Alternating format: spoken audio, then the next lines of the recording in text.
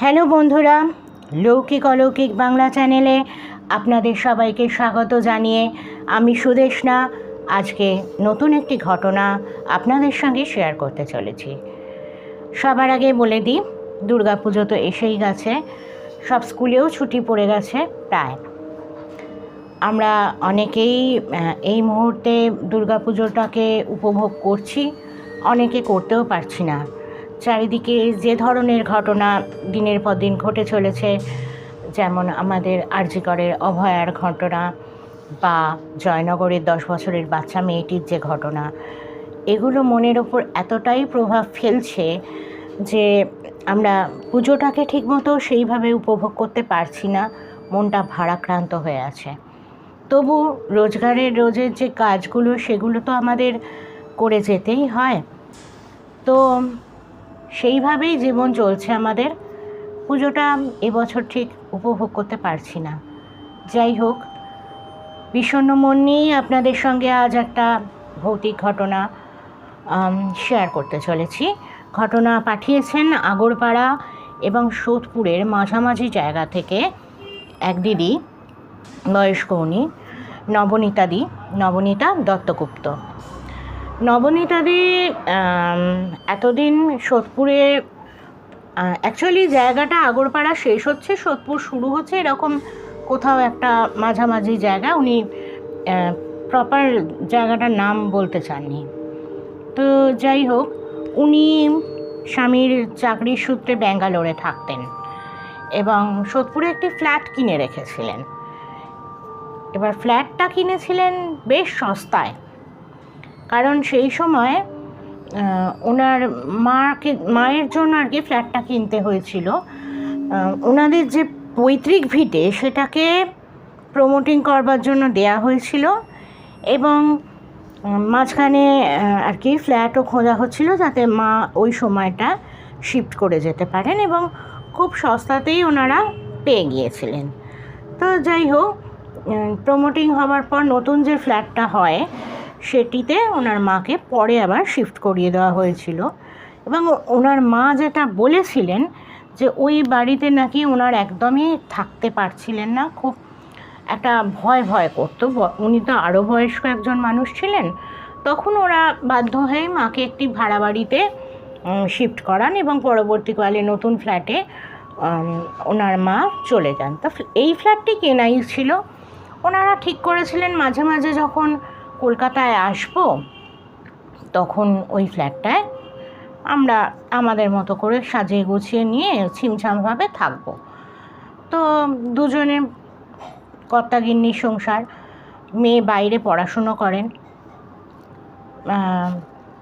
কর্তাগিন্নি রিটায়ারমেন্টের পর যে ঘটনাটা উনি শেয়ার করেছেন, যে ওনার হাজব্যান্ড যখন রিটায়ার হলেন পরেই ওনারা ঠিক করলেন যে চলো, এতদিন তো বাইরে থাকা হলো, আর আমাদের ফ্ল্যাটটাও তো মায়ের ফ্ল্যাটের কাছাকাছি, আমরা ওখানেই এবার শিফট করব।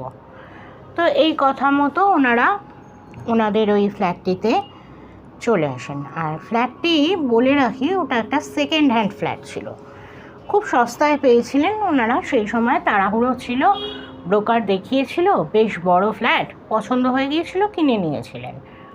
এবার ওনারা এখানে কলকাতায় আসার আগে বেশ নিজেদের মনের মতো করে রং টং করিয়ে সাজিয়ে গুছিয়ে তারপর এখানে শিফট করেন। তো ভালোই চলছিল। ওনারা এখানে সোদপুরে আর কি, কলকাতারই কাছাকাছি শহরতলি, তো সোদপুরে চলে আসেন এবং ওখানে ওঠেন। প্রথম দুদিন ওনারা কিছু বুঝতে পারেননি। এবারে যে ঘটনাটা শুরু হলো, তৃতীয় দিন উনি আর ওনার হাজব্যান্ড রাত্রে ঘুমোচ্ছেন। দিনের বেলাও একটা কীরকম যেন গা ছমছমে ভাব থাকে, কিন্তু সারা ফ্ল্যাটের লোকজন প্রচুর আছে, মানে বড় বিল্ডিং, অনেক লোকজন আছেন। রাতের বেলায় যেন ওনাদের আর কীরকম একটা অস্বস্তি হতে থাকে সন্ধ্যের পর থেকে।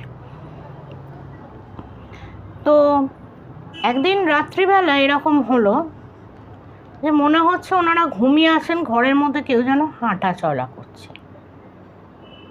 উনি একটু সতর্ক হলেন, দেখলেন হাজব্যান্ড পাশে ঘুমোচ্ছেন। তো উনি ভাবলেন যে মনের ভুল, কে আর ঘরের মধ্যে হাঁটাচলা করবে, এই ভেবে আর কি উনি আস্তে আস্তে ঘুমিয়ে পড়লেন। এবার বলে রাখি, উনি সুগারের পেশেন্ট, মাঝে মাঝে মাঝরাত্রে ওনাকে বাথরুমে যেতে উঠতে হয়। তো ওনার হাজব্যান্ডেরও সুগার আছে। এবার ঘর সংলগ্ন একটি অ্যাটাচড বাথরুম রয়েছে। একদিন উঠে উনি সেখানে গেলেন, আলো টালো জেলে, আলো টালো নেভালেন, বেশ ভালো মতো মনে আছে ওনার। তো উনি বলছেন যে আমি এসে শুলাম, তারপরে দেখি যে আবার যেন আলোটা জ্বলে উঠল। আমি তখন ভাবতে লাগলাম আমি কি আলো নেভাতে ভুলে গেছি। তো যাই হোক, উনি আবার উঠে আলো টালো নিভিয়ে শুয়ে পড়লেন। তারপর ভোর রাত্রের দিকে ওনার ঘুমটা আবার একটু ভেঙেছে। ওনার মনে হলো যে ওনার কোমরের উপর থেকে, মানে উনি সাইড হয়ে শোন, যে একটা হাত, বেশ ভারী হাত। উনি ভাবলেন ওনার হাজব্যান্ডের হাত না কি রে বাবা।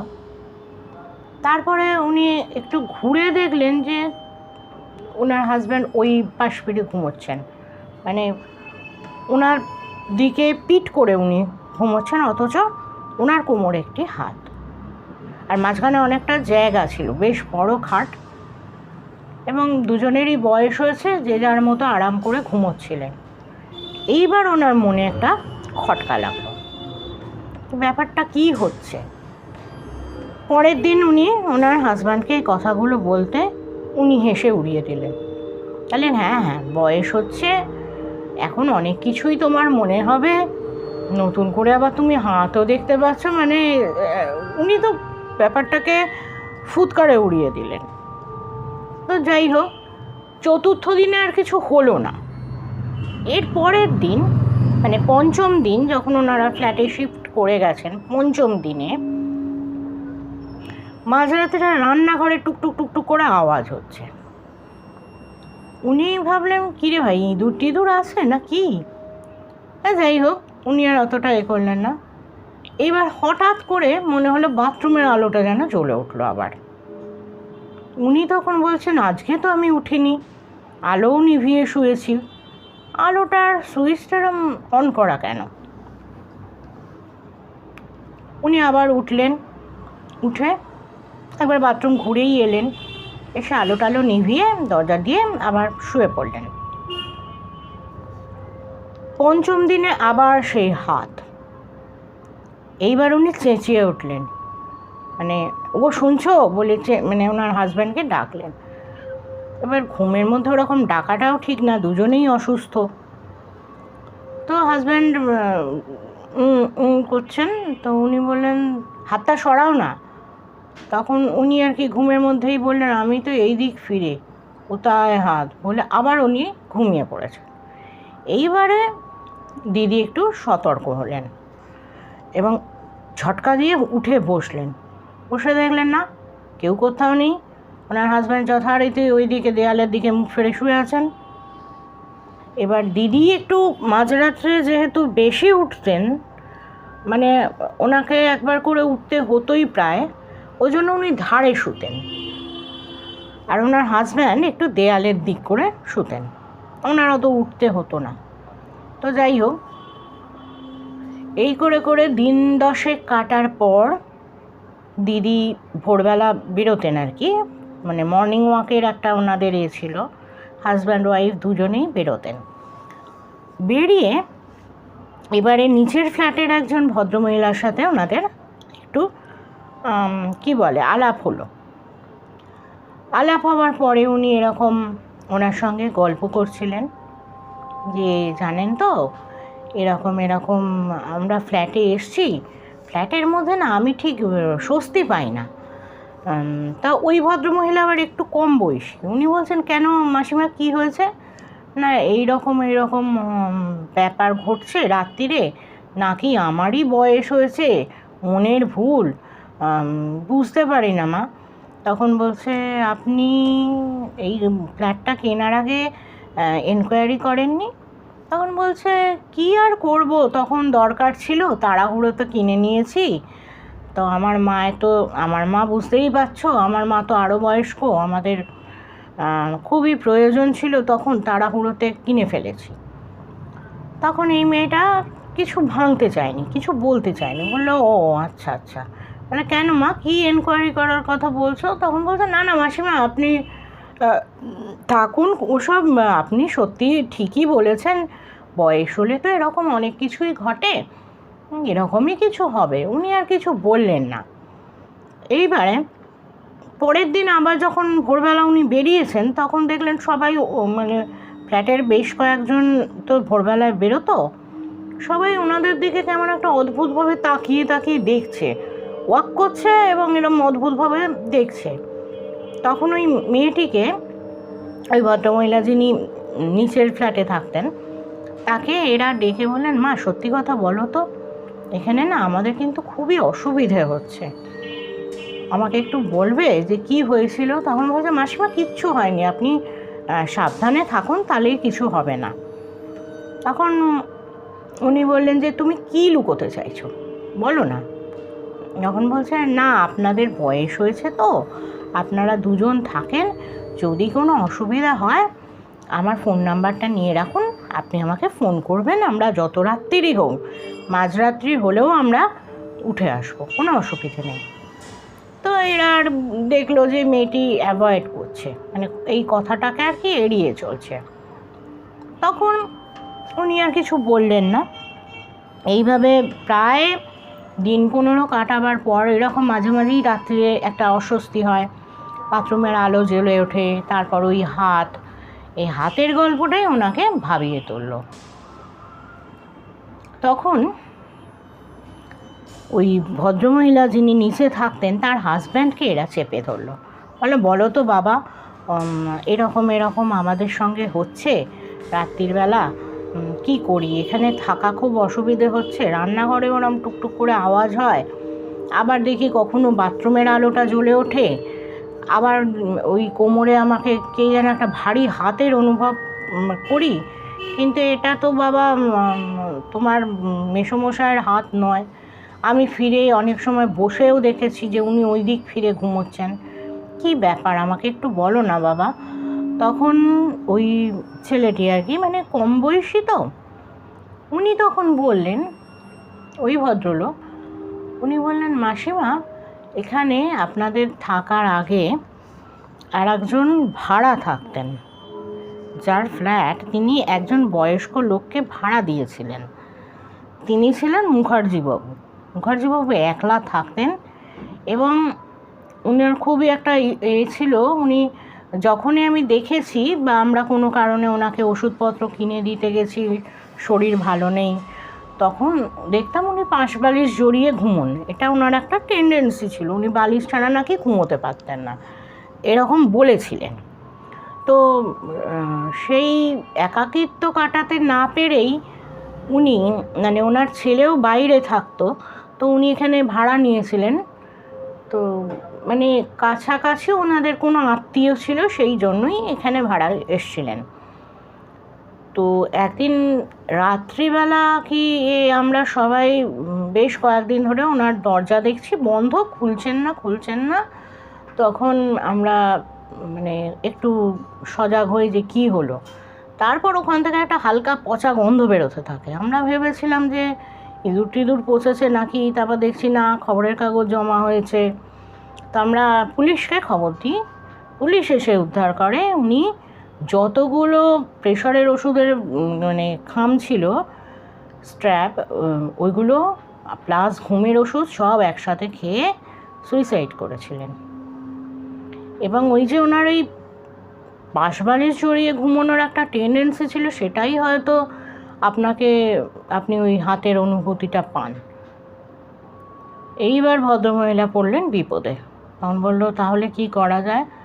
বলে একটা কাজ করতে পারেন আপনারা, ওনার মানে ওই ফ্ল্যাটটিতে পুজো আচ্ছা করে একবার দেখতে পারেন, না হলে সবথেকে ভালো হয় পুজো আচ্ছা করানোর পর আপনারা ফ্ল্যাটটি বিক্রি করে অন্য কোথাও যদি শিফট করেন। তো ওই দিদি পরে জানিয়েছেন, মানে ঘটনাটা জানানোর পর উনি বলেছেন আমরা একটা পুজো মানে সত্যনারায়ণের একটা পুজোর ব্যবস্থা করেছিলাম এবং আরও একজনকে বাড়িতে নিয়ে এসেছিলাম, মানে তান্ত্রিক গোছের একজন ভদ্রলোক, উনি ফ্ল্যাটটা বন্ধন করে দিয়েছিলেন। তারপর থেকে আর সেভাবে আমরা বেশ কিছুদিন কিছু অনুভব করিনি। তখন আমার হাজব্যান্ড সিদ্ধান্ত নিলেন যে এই ফ্ল্যাট যতই যাই হোক আমি এখানে আর থাকবো না, নতুন একটা ফ্ল্যাট কিনবো, এটা বিক্রি করে দেবো।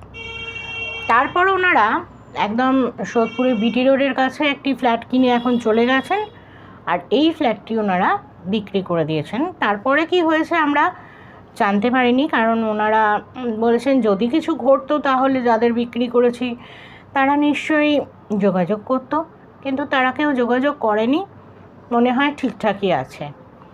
তো এই ছিল আজকের ঘটনা। যেখানে তাড়াহুড়ো থাকবে, যেখানেই খুব সস্তায় পাওয়া যাবে, সেখানেই কিছু না কিছু গণ্ডগোল, এটা অবধারিতভাবে আমাদের সকলকে মাথায় রাখতে হবে। খুব তাড়াহুড়ো করে কোথাও যদি কিছু সস্তায় পাওয়া যায় সেখানে একটা গণ্ডগোল থাকবেই থাকবে। তো এখন ওনারা দুজনে ঠিকঠাকই আছেন, আরও বয়স বেড়েছে। এই ছিল ওনাদের ঘটনা। আপনাদের কেমন লাগলো জানাবেন, অবশ্যই কমেন্ট বক্সে কমেন্ট করবেন। আর যে কথাটা বারবার বলি, আপনারা ঘটনা শেয়ার করুন, কারণ আপনারা ঘটনা শেয়ার না করলে আমার নিজের জীবনে তো যা যা ঘটনা ঘটেছে মোটামুটি প্রায় প্রিভিয়াস ভিডিওগুলোতে সবই বলেছি। তো সেই জন্য আপনাদের ঘটনা বারবার বলি শেয়ার করুন, সে লৌকিক অলৌকিক বা ভৌতিক বা দৈবিক যাই হোক, ঘটনা শেয়ার করুন। ডেসক্রিপশন বক্সে আমার মেল আইডি দেয়া থাকে, এবং কেউ যদি ঘটনা লিখে পাঠাতে চান তো মেল করতে পারেন, আর যদি ঘটনা ভয়েস রেকর্ড করে পাঠাতে চান তাহলে হোয়াটসঅ্যাপ নাম্বারও দেওয়া থাকে, আপনারা হোয়াটসঅ্যাপও করতে পারেন। আর প্রতি বৃহস্পতিবার আপনাদের জন্য, মানে যারা এই ধরনের ঘটনা শুনতে ভালোবাসেন, কারণ বয়স্ক মানুষরা পড়তে পারেন না চোখের সমস্যার জন্য, আর অনেক ছোট ছোট ছেলে মেয়ে ভূতের গল্প শুনতে ভালোই বাসে। আর একটা রিকোয়েস্ট আমার কাছে আসছে যে ভূতের গল্পের পাশাপাশি যেহেতু চ্যানেলটা লৌকিকও বটে, শুধু যে অলৌকিক ঘটনা ঘটবে তা না, বা ভৌতিক ঘটনা ঘটবে তা না, অনেকে রিকোয়েস্ট করেছে যদি এর সঙ্গে একদিন করে থ্রিলার বেসের কোনো গল্প শোনানো যায়, মানে সত্যান্বেষী টাইপের কোনো গল্প শোনানো যায় তাহলে খুব ভালো হয়। তো আমি চেষ্টা করব আপনাদের জন্য আরও একটি এরকম মানে ডিটেকটিভ স্টোরি নিয়ে আসার, সপ্তাহে একদিন। আর একদিন থাকবে বিভিন্ন লেখকের লেখা ভৌতিক গল্প হোক উপন্যাস হোক, আপনাদের জন্য সেগুলো তো থাকবেই। আর ডিটেকটিভ স্টোরি দেখছি যদি আবার পাঠ করা যায়। আর আপনারা ঘটনা লিখে পাঠান, প্রতি রবিবার আপনাদের জন্য থাকবে একটি করে ঘটনা। আজ এই পর্যন্ত বলে শেষ করছি। আজ শুভরাত্রি জানিয়ে আমি বিদায় নিলাম। বাই।